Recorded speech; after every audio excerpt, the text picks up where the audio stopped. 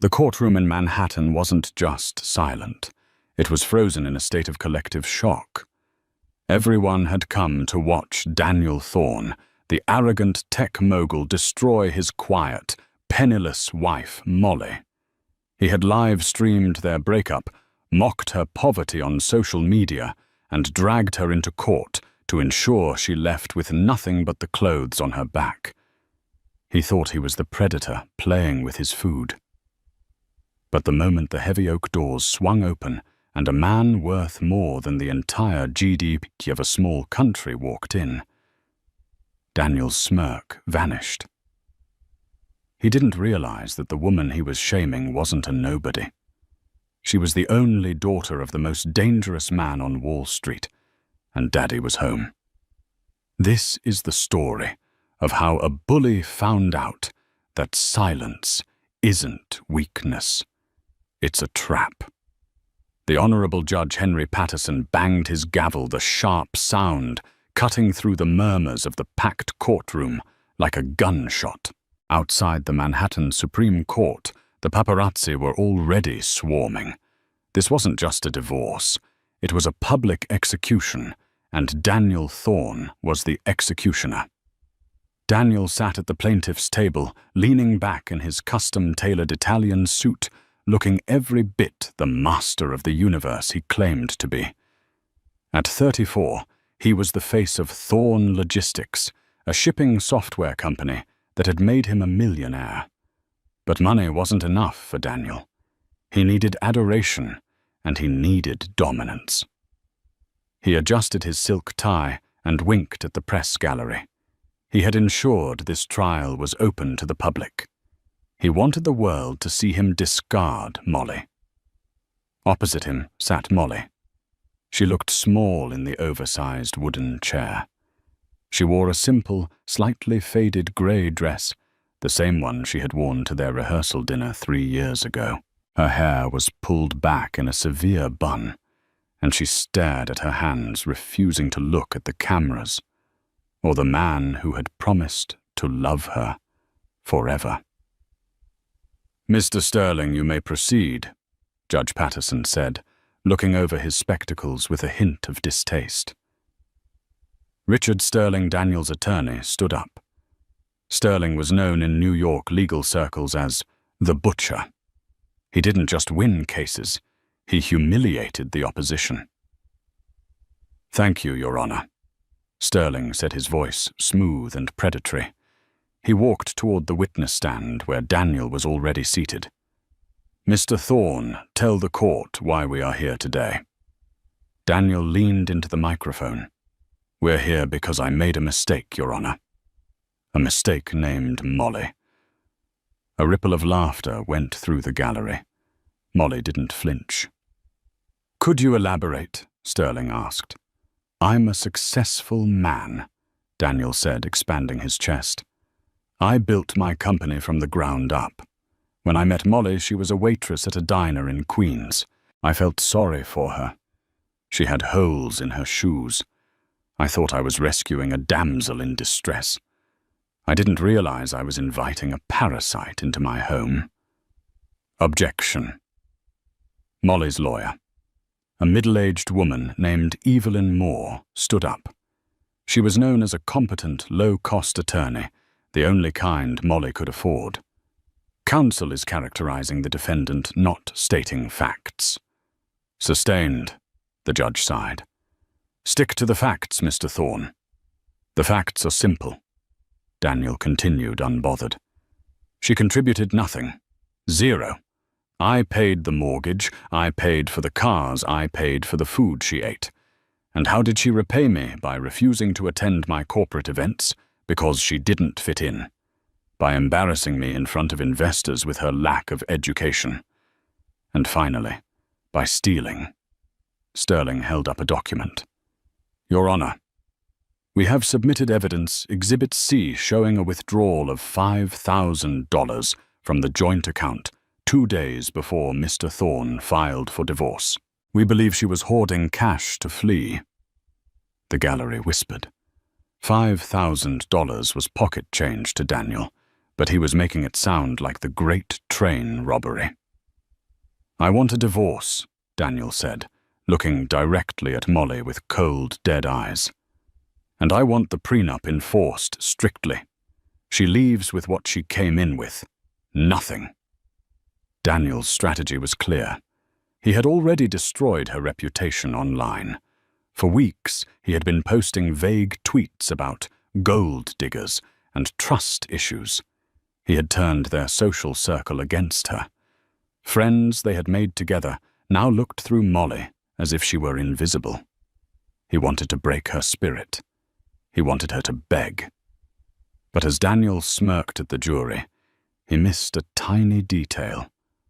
Molly wasn't trembling. She wasn't crying. Her finger was tracing a circle on the wooden table, a rhythmic, calming motion. She was waiting. The afternoon session was grueling. Sterling called character witnesses. Daniel's friends, who painted Molly as a sullen, ungrateful mood killer who spent her days watching TV while Daniel slaved away at the office. Then it was time for the cross-examination. Evelyn Moore stood up. She adjusted her glasses and walked toward Daniel. She didn't look like a high-powered attorney. She looked like a librarian. "Mr. Thorne," Evelyn began softly, "you speak frequently about your wealth. You are proud of your financial acumen, are you not?" "I know how to make money, yes." Daniel scoffed. "Unlike some people." "And you insisted on a prenuptial agreement." "Absolutely," Daniel said. "I'm not an idiot. I knew she brought nothing to the table. I wanted to protect my assets." "Let's look at that agreement. Clause 4, Section B." Evelyn read from a paper. It states, "In the event of a dissolution of marriage, each party shall retain sole ownership of all assets, debts, and liabilities acquired prior to the union, and any assets acquired during the union shall be divided based on the percentage of financial contribution to said asset." "That's right." Daniel grinned. "I paid for everything, so I keep everything. It's ironclad. My lawyers wrote it, and she signed it." "Did you force her to sign it?" "Force, no. I told her sign it, or the wedding is off. She knew the deal. She wanted the meal ticket, so she signed." "So you are testifying under oath that you want this document enforced to the letter, strict adherence." 100%, Daniel said. "I want the letter of the law." Evelyn Moore paused. She looked at Molly, who finally looked up. For the first time in the trial, Molly smiled.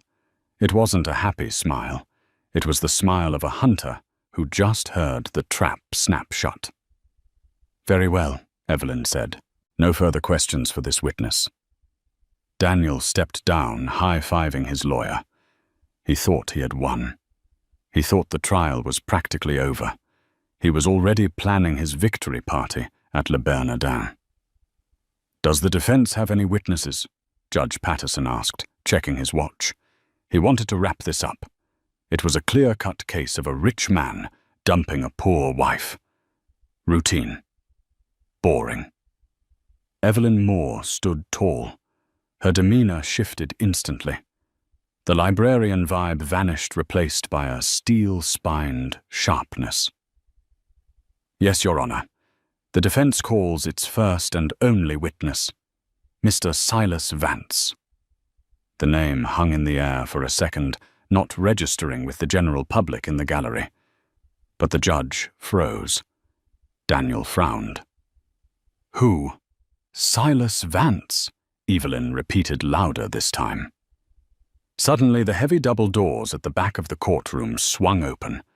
Two men in dark suits walked in, first private security, clearly former military. They scanned the room with professional paranoia. Then an older man entered. He was in his late 60s with silver hair and a face carved from granite. He wore a bespoke charcoal suit that probably cost more than Daniel's car. He walked with a cane, not out of frailty, but as an accessory of power. The air in the room seemed to be sucked out. Daniel's lawyer, Sterling, went pale. He leaned over to Daniel, his whisper frantic. "Daniel, do you know who that is?" "No," Daniel whispered back, annoyed. "Some old relative of hers. Her dad is a mechanic in Ohio." "You idiot," Sterling hissed, sweat breaking out on his forehead. "That is Silas Vance, the CEO of Vance Global, the mining magnate. He owns half the shipping routes your logistics software uses. He's a billionaire, a real one." Daniel felt a cold knot form in his stomach. "So what is he doing here?" Silas Vance walked past the plaintiff's table. He didn't look at Daniel. He didn't acknowledge the judge yet. He walked straight to Molly. The woman Daniel had called trash, the woman he said had holes in her shoes, stood up. Silas stopped in front of her. The room was dead silent. "Hello, Daddy," Molly said softly. Silas reached out and tucked a loose strand of hair behind her ear. His eyes, cold as ice, when looking at the room, melted into warmth for her. "I told you he wasn't worth the trouble, Elle," Silas said, his voice deep and gravelly. "But you always had to learn the hard way." "I know," Molly whispered. "Are you ready to end this?" Silas asked. "Yes." Silas turned slowly to face Daniel. The look he gave him was terrifying. It wasn't anger. It was total dismissive indifference. It was the way a boot looks at an ant. Silas walked to the witness stand and sat down. Judge Patterson cleared his throat. He looked flustered. "Mr. Vance, this is unexpected. You have been sworn in." "I know the procedure, Henry," Silas said, coolly, nodding to the judge. They moved in the same circles, the ultra-elite clubs of Manhattan, where Daniel Thorne would never be allowed past the lobby. Evelyn Moore approached the stand. "Mr. Vance, please state your relationship to the defendant." "Molly Vance is my daughter," Silas said. "My only child." The courtroom erupted. Reporters were typing furiously on their phones. The live-stream chat, which had been mocking Molly moments ago, suddenly flooded with shock emojis. Wait, isn't she Molly Smith Vance, like the Vance Tower in Chicago? This guy just buried himself. Judge Patterson banged the gavel. "Order, order in this court." When the noise died down, Evelyn continued. "Mr. Vance, could you explain why your daughter has been living under the name Molly Smith, working as a waitress and married to Mr. Thorne without his knowledge of her background?" Silas folded his hands. "My daughter has always despised the weight of her inheritance. She wanted to be loved for who she was, not what she could buy. 5 years ago, she asked for a sabbatical from her life. She wanted to live normally. She took a minimum wage job. She lived in a studio apartment. She wanted to find a partner who loved her." Silas's eyes drifted to Daniel. "She thought she found that in Mr. Thorne. She told me she met a man who was ambitious, charming, and kind. She begged me not to interfere, not to run a background check, not to reveal myself. She wanted to tell him the truth on her own timeline." "And did she?" Evelyn asked. "She tried," Silas said. "About a year into the marriage, she called me crying. She said Daniel had changed, that the moment the ring was on her finger, the charm vanished. He became controlling. He belittled her poverty. He made her feel small to make himself feel big." Daniel gripped the table. His face was red. "This is irrelevant," he shouted. "Who cares who her dad is? She lied to me, that's fraud." "Sit down, Mr. Thorne," the judge barked. Mr. Vance, Evelyn continued, Mr. Thorne claims he supported your daughter entirely, that she brought 0 assets into the marriage. Silas let out a dry, dark chuckle. Is that so? Mr. Thorne has invoked the prenuptial agreement which states that assets acquired during the marriage are divided by contribution and assets brought into the marriage remain separate. Are you familiar with the assets Molly brought into the marriage? I am, Silas said. Could you list them? Silas reached into his inner suit pocket and pulled out a pair of reading glasses. He didn't need papers. He knew the numbers. When Molly turned 21, the Vance family trust matured, Silas stated calmly. She has full ownership of the Vance real estate portfolio, which includes 4 commercial skyscrapers in Midtown Manhattan. She holds a 15% controlling stake in Vance Global Industries.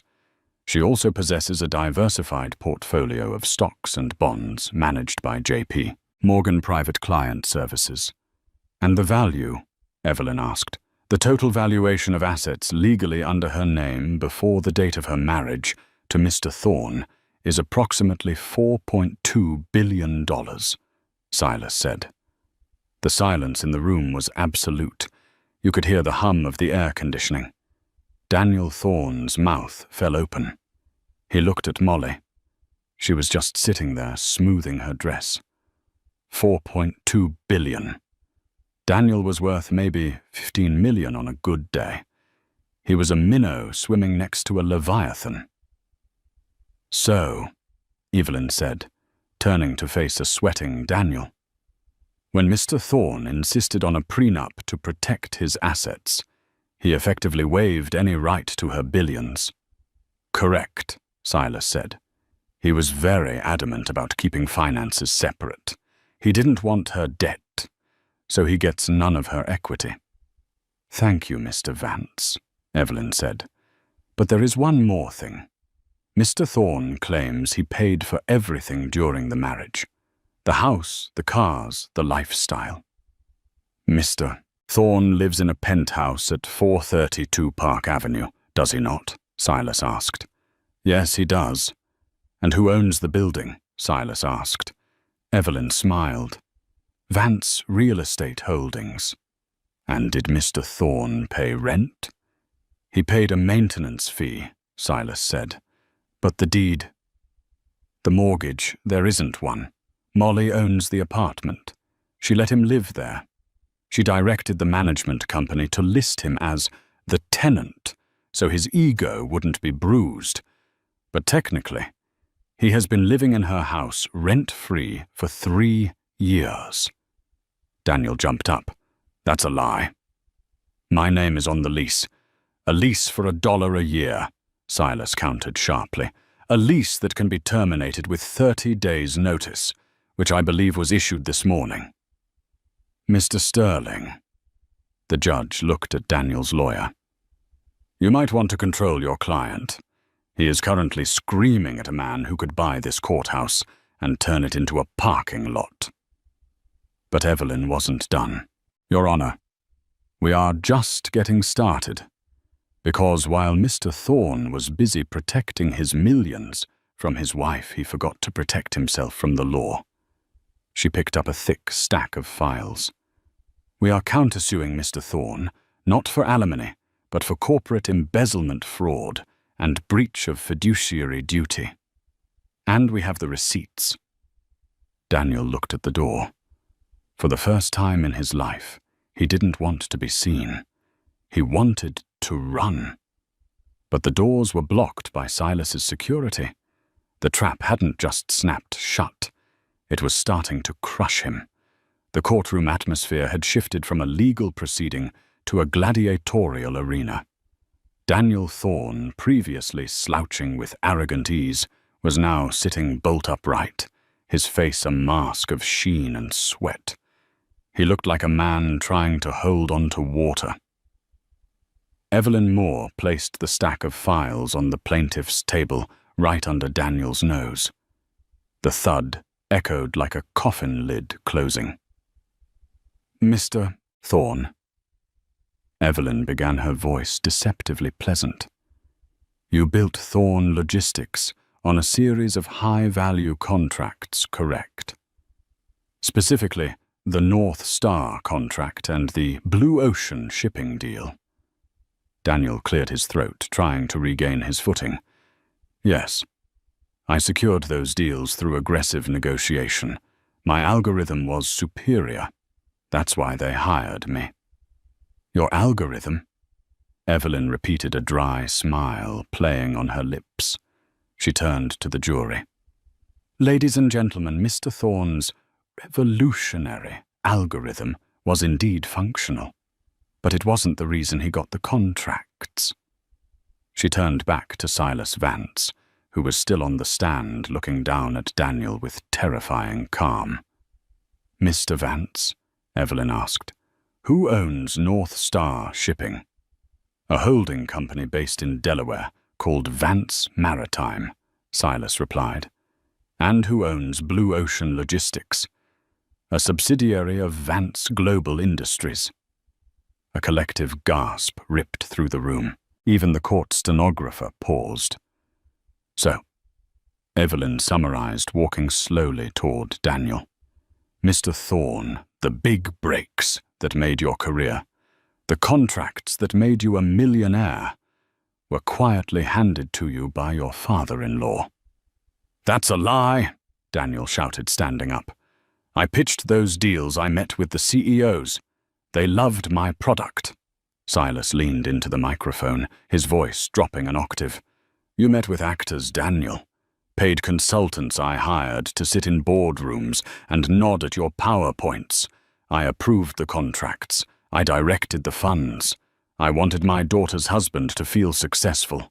I wanted you to be the man she thought you were. I subsidized your entire ego. Daniel froze.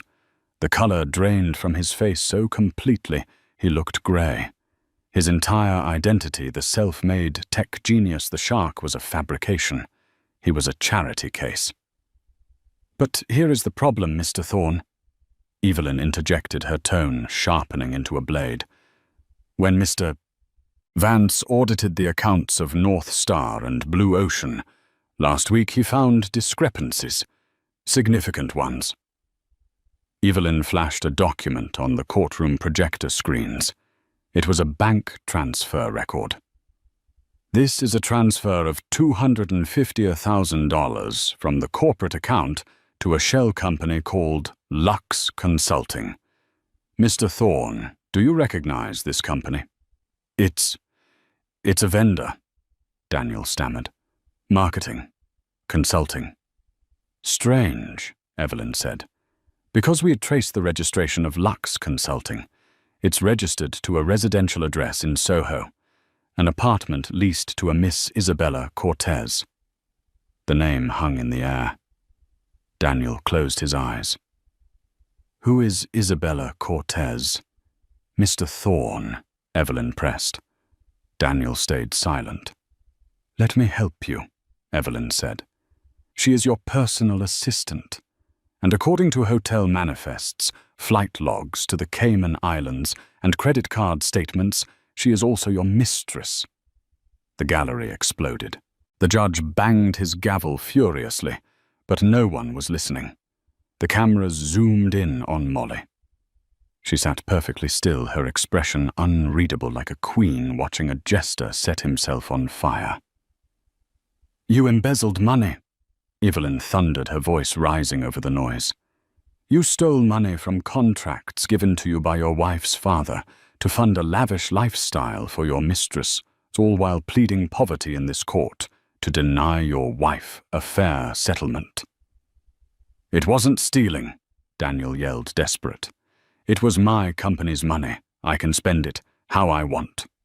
Not when the contracts explicitly forbid commingling funds for personal use, Silas interjected. Clause 12. Breach of contract. And since you moved the money across state lines, that's wire fraud. That's federal, Daniel. Federal.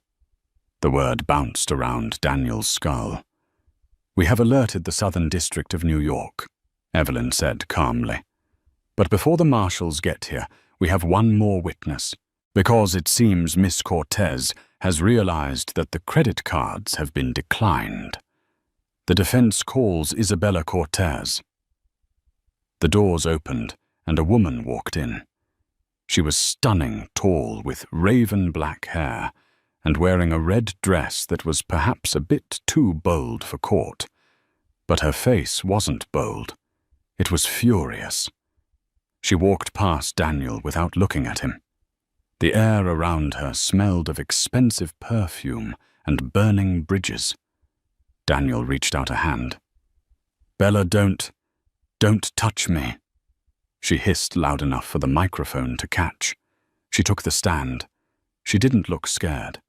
She looked like a woman who had been promised a yacht and ended up on a sinking dinghy.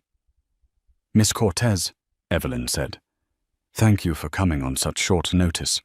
What was the nature of your relationship with Mr. Thorne?" "He told me he was single," Isabella said, her voice clear. "He told me he had a roommate he was trying to evict, that she was a crazy stalker." Molly raised an eyebrow, but remained silent. "He told me he was a billionaire," Isabella continued, looking at her manicured nails. "He said he owned the shipping routes. He promised me a villa in Como. He promised me—" She hesitated, then reached into her purse. She pulled out a velvet box. "He gave me this. He proposed to me 3 weeks ago. He said as soon as the leech was gone, we would get married." Evelyn walked over and took the box. She opened it. Inside sat a massive canary-yellow diamond ring. It caught the courtroom lights, dazzling the onlookers. "A beautiful ring," Evelyn noted. "Did he tell you where he got it?" "He said he bought it at an auction. He said it cost $500,000. Evelyn turned to Silas Vance. "Mr. Vance, do you recognize this ring?" Silas nodded. "I do. That is the son of Andalusia. It belonged to my great-grandmother. It was part of the Vance family heirlooms. I gave it to Molly on her 18th birthday. It has been missing from her safe for 6 months." The courtroom audibly sucked in a breath. Daniel had not only cheated, he had stolen his wife's family heirloom to propose to his mistress. It was a level of disrespect that was almost impressive in its depravity. "Miss Cortez," Evelyn asked, "did you know this ring was stolen?" "No," Isabella shrieked, looking horrified. "I thought he bought it. I don't want stolen property. I'm not going to jail for this loser." "Loser?" Evelyn asked. "He's broke," Isabella shouted, pointing a finger at Daniel. "I tried to use the card he gave me this morning to buy a flight to Paris. Declined. I called the bank. They said the accounts are frozen. He's a fraud. He has nothing. He told me his wife was the poor one, but he's the one swimming in debt." Isabella looked at Molly. For a second, the two women locked eyes. The mistress and the wife. "You can have him," Isabella spat at Molly. "And you can have this cheap ring back." She tossed the box onto the clerk's desk. "Actually," Silas noted dryly, "that ring is insured for $1.2 million. It is certainly not cheap. But the man who gave it to you— yes, he is very cheap." Daniel stood up, his hands shaking. "Bella, baby, listen, it's a misunderstanding. Once the settlement comes through—" "There is no settlement, Daniel," Evelyn shouted, slamming her hand on the table. "There is only restitution." Isabella stormed off the stand, ignoring the bailiff's instructions. She walked past. Daniel paused, and then in a move that would be replayed on TikTok 1 billion times. Over the next 24 hours, she took her expensive, red-soled heel and stomped hard on Daniel's foot. He yelped in pain, hopping on one leg, looking ridiculous. The master of the universe was hopping around like a wounded flamingo. The judge didn't even bang the gavel. He was hiding a smile behind his hand. The atmosphere in the courtroom had curdled. It was no longer a place of civil arbitration. It was a crime scene where a man's soul had been stripped bare, examined, and found wanting. The echo of Isabella's heels, stomping on Daniel's foot, seemed to linger in the air, a phantom sound of disrespect that signaled the end of Daniel Thorne's reign. Judge Patterson sat high on his bench, his face a mask of exhaustion and distaste. He had presided over hundreds of high-net-worth divorces in Manhattan, seen titans of industry fight over summer homes and art collections, but he had never witnessed a self-immolation quite like this. He looked down at the defense table. Daniel Thorne was alone. Technically, his lawyer, Richard Sterling, was still standing next to him. But spiritually, Sterling was already 3 zip codes away. The high-powered attorney was furiously typing on his phone, his face pale. He was doing the mental calculus of how much this disaster was going to cost his firm's reputation. "Mr. Sterling," Judge Patterson said, his voice cutting through the murmur of the gallery like a cold wind. "We are at a crossroads. Your client has just been accused under oath with corroborating evidence of embezzlement fraud and grand larceny regarding a family heirloom. Do you have a redirect? Do you have any defense to offer before I make a ruling on the assets?" The courtroom held its breath. The cameras zoomed in on Sterling. Sterling looked at Daniel. He looked at the red-faced, sweating man who had lied to him for months, who had presented forged financial documents as fact, and who had just been humiliated by his own mistress. Sterling didn't reach for a file. He didn't reach for a microphone. He reached for the clasp of his briefcase. Click, click. The sound was deafening in the silence. "Your Honor." Sterling began, his voice devoid of its usual predatory smoothness.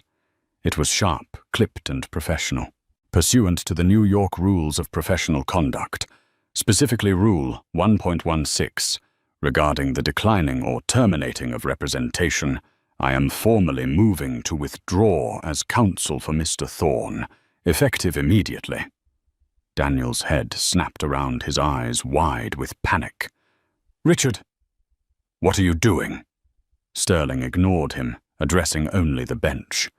"My client has used my services to perpetrate a crime and has insisted upon taking action that I consider repugnant and with which I have a fundamental disagreement.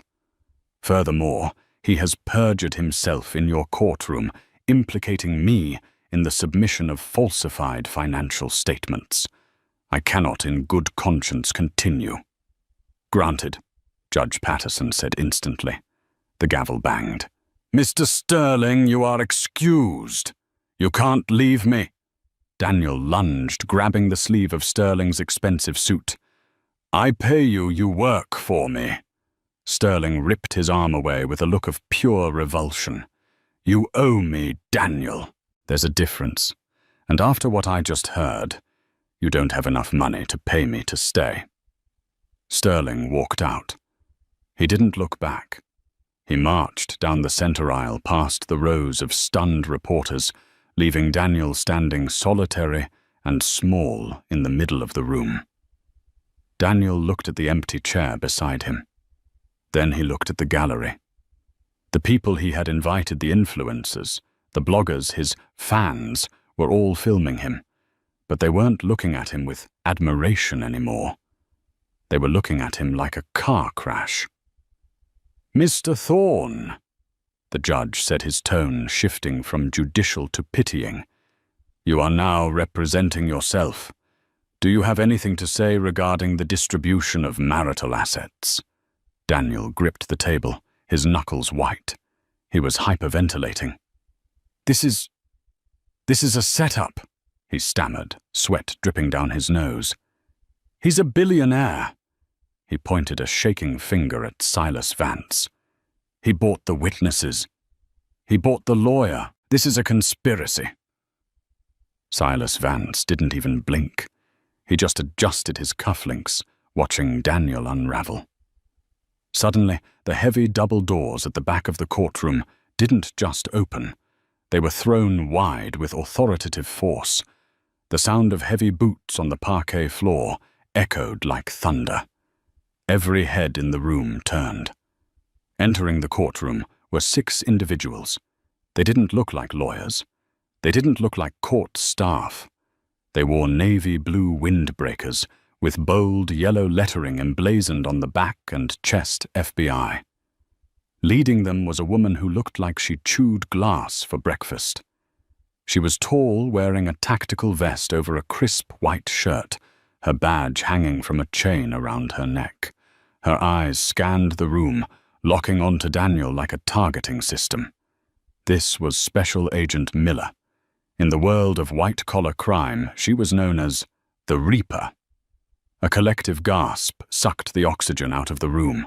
The livestream chat, projected on a monitor in the press box, went vertical with speed.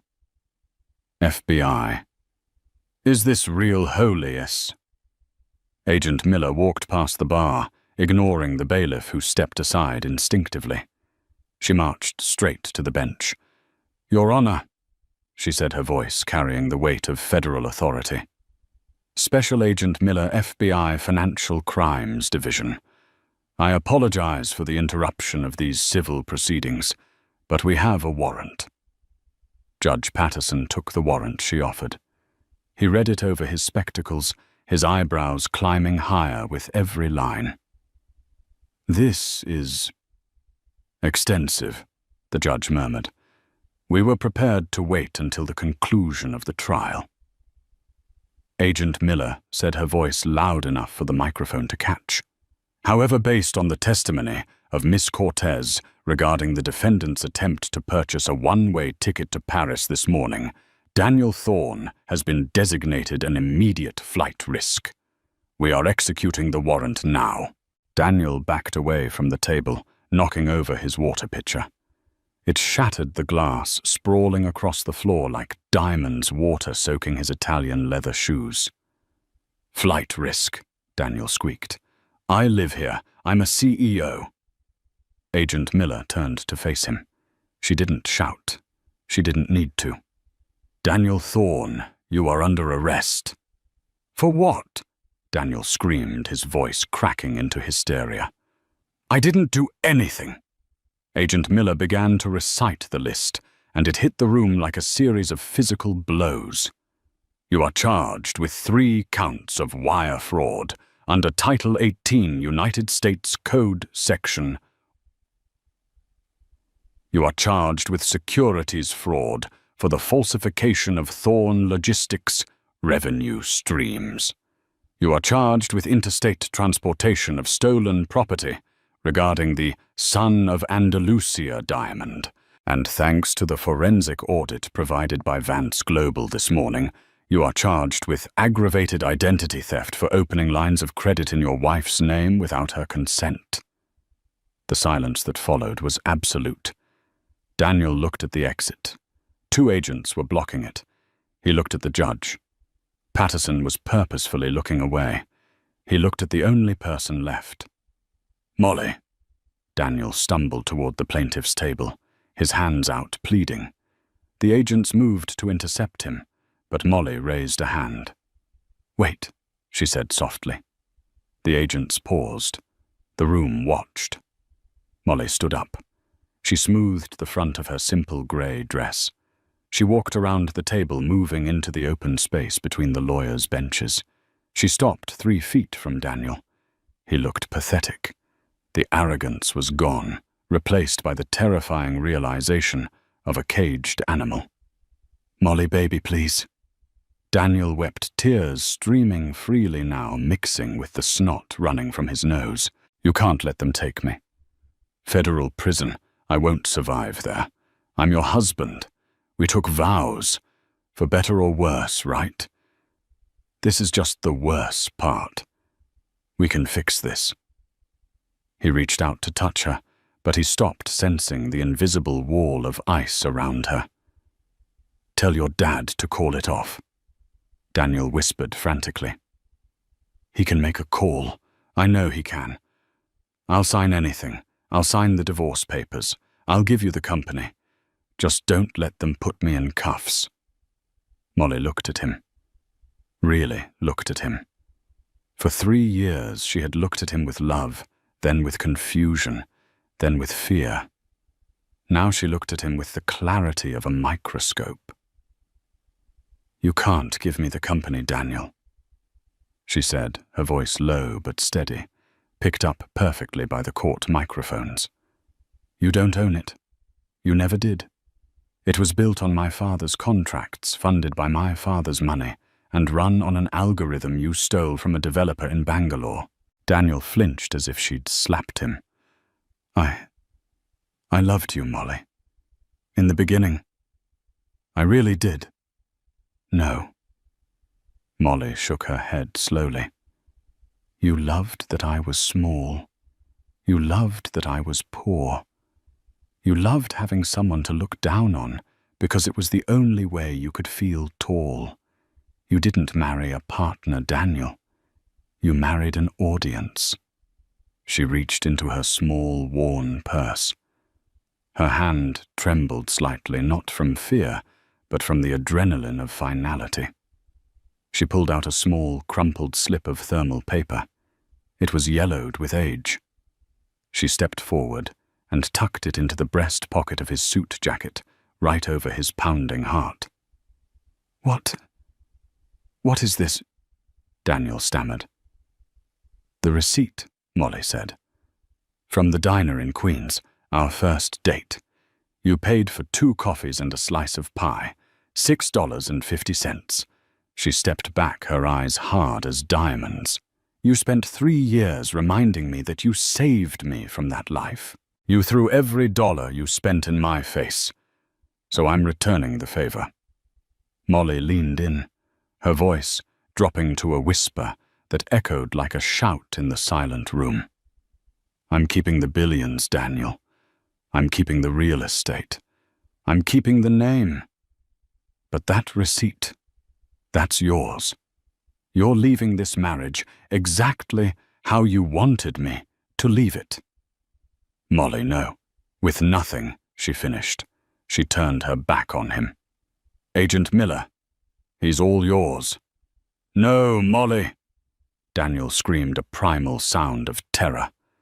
The agents swarmed him. There was no dignity in it.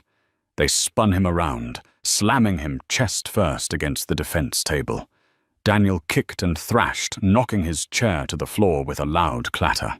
"I'm a victim here," Daniel shrieked as the metal cuffs ratcheted tight around his wrists. Click, click, click. "She tricked me. It's fraud." "She pretended to be poor. That's entrapment." Agent Miller grabbed him by the back of his collar and his cuffed arm. "You have the right to remain silent, Mr. Thorne," she said, dryly, hauling him upright. "I suggest you start using it." The walk of shame was brutal. The paparazzi in the front row didn't just take photos. They stood up to get better angles. The flashes were a strobe light of humiliation, illuminating Daniel's tear-streaked face, his disheveled suit, and the sheer terror in his eyes. "Daddy, help me!" Daniel screamed at Silas as they dragged him past the witness stand. Silas Vance didn't look at Daniel. He was busy inspecting the handle of his cane as if checking for a scratch. The ultimate insult. He didn't even deem Daniel worthy of a glare. The agents hauled him through the center aisle. The doors swung open, and the noise from the hallway, the swarm of press outside who couldn't get in, roared like a beast. "Malia!" The wail faded as the heavy oak doors swung shut, sealing the courtroom. Silence rushed back into the room, heavy and profound. Molly stood in the center of the floor, her back to the door. Her shoulders were rigid. She took a breath. A shudder went through her, the physical release of 3 years of holding up a crumbling sky. Silas Vance stood up. Despite his age and his cane, he moved with surprising speed. He walked down from the stand and approached his daughter. He didn't say a word. He simply opened his arms. Molly stepped into them, burying her face in her father's shoulder. She didn't cry. She was done crying over Daniel Thorne. She just breathed. "It's over, Elle," Silas whispered into her hair. "The trash has been taken out." Molly pulled back. She wiped her eyes not to clear tears, but to clear her vision. She looked at the judge. "Your Honor," she said, her voice clear and strong, "I apologize for the disruption." Judge Patterson looked at the woman standing before him. He had seen her walk in hours ago looking like a victim. She now looked like a titan. "No apology necessary, Mrs. Vance," the judge said, using her maiden name with deliberate respect. "In fact, I believe that was the most productive use of this court's time in 20 years. He picked up his gavel, twirling it in his fingers. "Now," the judge said, a glimmer of amusement in his eyes, "the defendant has been arrested, his counsel has fled, and his assets are frozen by the federal government. I believe we have a divorce to finalize. Shall we proceed with the summary judgment?" Molly nodded, taking her seat next to Evelyn Moore. She sat tall. The chair didn't swallow her anymore. "Yes, Your Honor," Molly said. "Let's finish it." The heavy oak doors had swallowed Daniel's screams, leaving the courtroom in a silence that felt vibrating and electric. But while the criminal drama had concluded with the click of handcuffs, the civil execution was just beginning. The machinery of the law does not stop for tears, and it certainly does not stop for federal arrests. Judge Patterson, having regained his composure after the spectacle of the FBI raid, adjusted his spectacles. He looked down at the defense table. It was a desolate landscape, an overturned chair, a puddle of spilled water, and a few legal pads fluttering in the draft from the air conditioning. "Let the record show," the judge intoned, his voice scratching across the silence, "that the plaintiff Daniel Thorne is no longer present due to involuntary federal detainment. His counsel has withdrawn. The court will proceed ex parte." Evelyn Moore, Molly's attorney, stood up. She didn't look tired. She looked like a surgeon ready to close the patient. She approached the bench with a new stack of documents. "Your Honor," Evelyn said, her voice crisp, "we move for immediate summary judgment on the divorce decree. Given Mr. Thorne's incarceration and the overwhelming evidence of financial fraud presented today, we ask that the prenuptial agreement be enforced strictly as was Mr. Thorne's original emphatic request." "The court agrees," Judge Patterson said, writing furiously on his docket. "The prenuptial agreement is upheld. All assets brought into the marriage by Ms. Vance remain her sole property. All debts incurred by Mr. Thorne remain his sole liability." Evelyn paused, glancing at Silas Vance, who gave a subtle, almost imperceptible nod. "There is the matter of the marital assets, Your Honor," Evelyn continued, "specifically the company known as Thorne Logistics." The judge frowned, looking at the forensic accounting file. "Ms. Moore, according to the federal warrant we just heard, Thorne Logistics is effectively a hollow shell.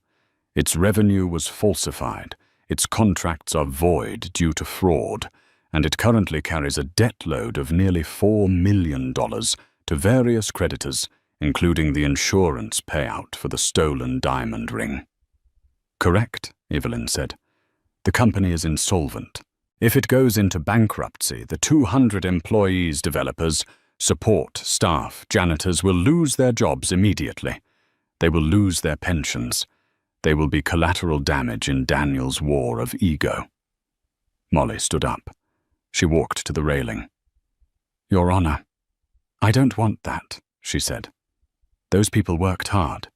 They believed in the lie just as much as I did." "What are you proposing, Mrs. Vance?" the judge asked. "A hostile acquisition," Evelyn answered. "Ms. Vance is offering to purchase 100% of the equity in Thorn Logistics, along with its intellectual property and its liabilities. She will assume the $4 million in debt, personally preventing the company from collapsing." The judge blinked. "She wants to buy a sinking ship. Why?" "To patch the holes and sail it under a new flag," Molly said firmly. "But since the company has a negative valuation and the owner is currently being processed at Federal Holding, the offer price reflects the current market value of Daniel Thorne's legacy." "And what is that offer?" Molly placed a single crisp bill on the wooden railing. $1, she said. The courtroom was so quiet you could hear the hum of the fluorescent lights. $1. It was the ultimate dismissal. It wasn't a purchase. It was a statement. Daniel had spent his life chasing billions, and in the end, his life's work was being sold for less than the price of the coffee he bought on their first date. The judge looked at the dollar.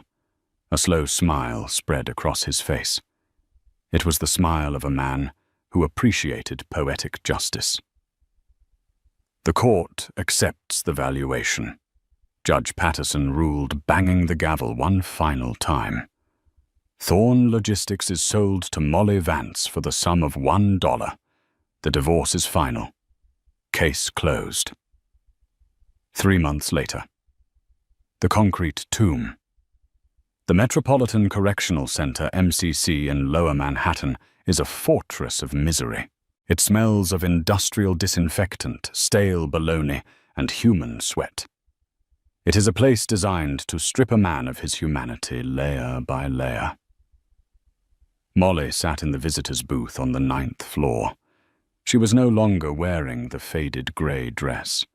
She wore a tailored white suit that screamed authority. Armani sharp lines, pristine fabric. Her hair was loose, a cascade of waves. She sat with her legs crossed, checking the time on a Patek Philippe watch. On the other side of the reinforced plexiglass, a door buzzed.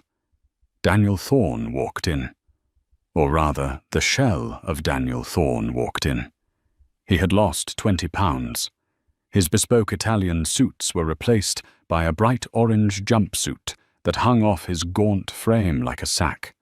His hair, once gelled to perfection, was shaved close to the scalp, revealing the uneven shape of his skull. He had a patchy beard, grey hairs sprouting prematurely from the stress. He shuffled to the stool and sat down. He picked up the black phone receiver with trembling hands. He looked at Molly, and for a moment he didn't seem to recognize her. She was glowing. He was rotting. "You came," Daniel rasped. His voice was scratchy, unused to normal volume after weeks of whispering in a cell to avoid angering the gangs. "I did," Molly said calmly into her receiver. Her voice was clear, unaffected by the static of the line. Daniel leaned forward, his eyes desperate and watery. "Molly, God, you look beautiful. You look like an angel." "Save the compliments, Daniel. The meter is running."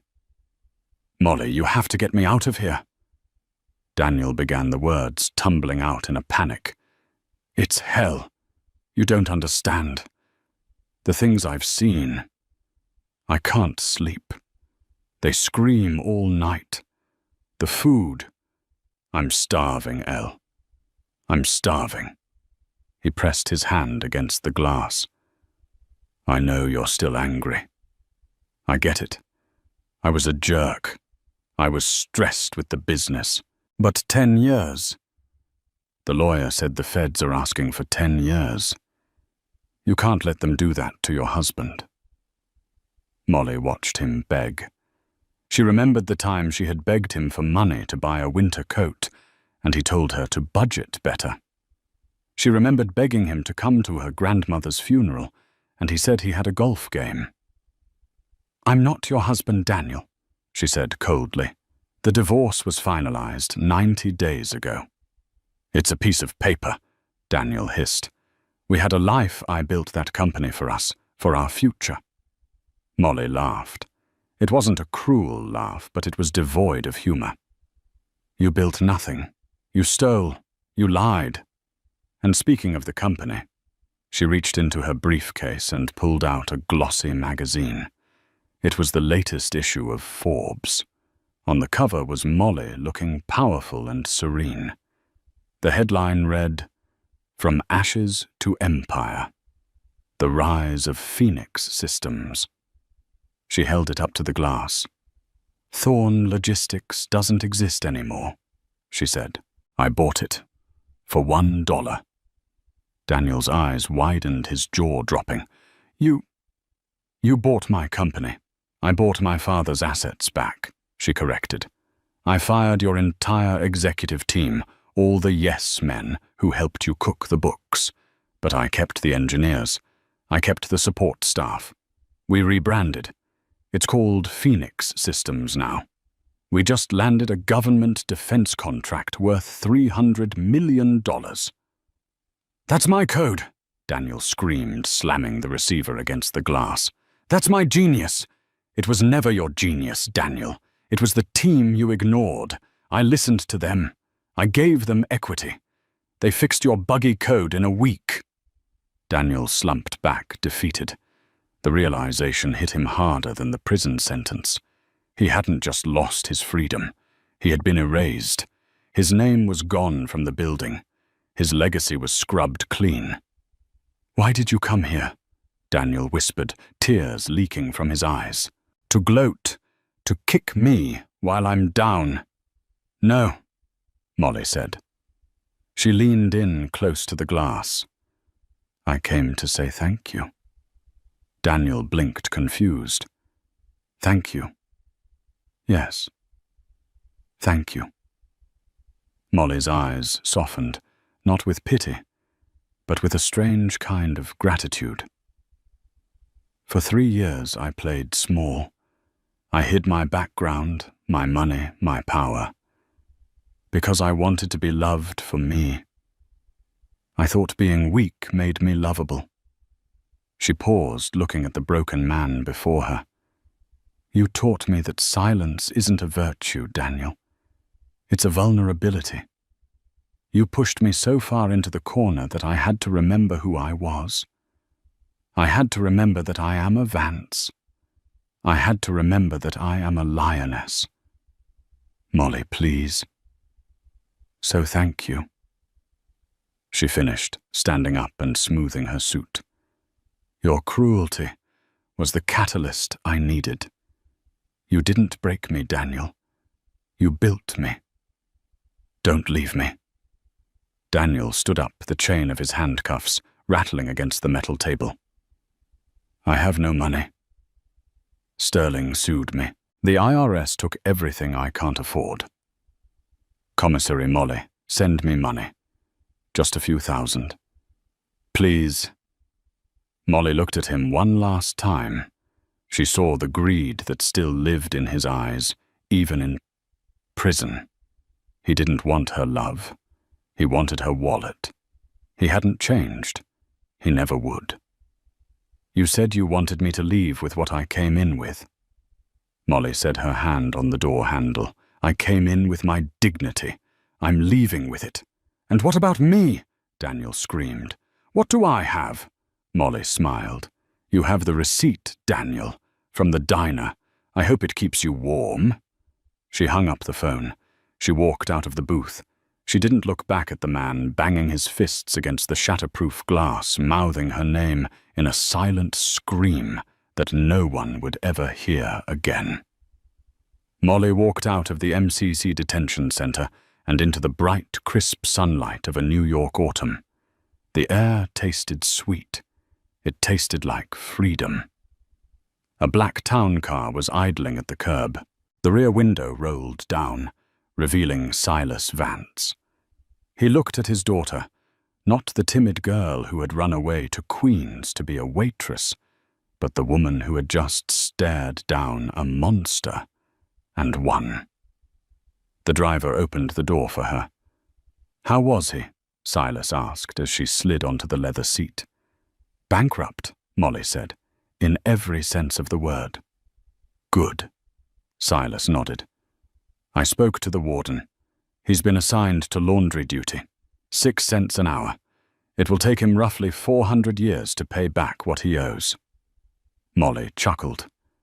She looked out the window as the car pulled away, merging into the chaotic, beautiful traffic of the city. She saw the skyline, the steel and glass towers reaching for the clouds. One of those towers belonged to her now.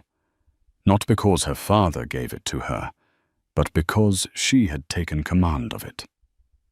"Where to, boss?" the driver asked, looking at her in the rear-view mirror. Molly checked her phone. She had a board meeting at 2:00 p.m., a charity gala at 7:00 p.m., and a life to live in between.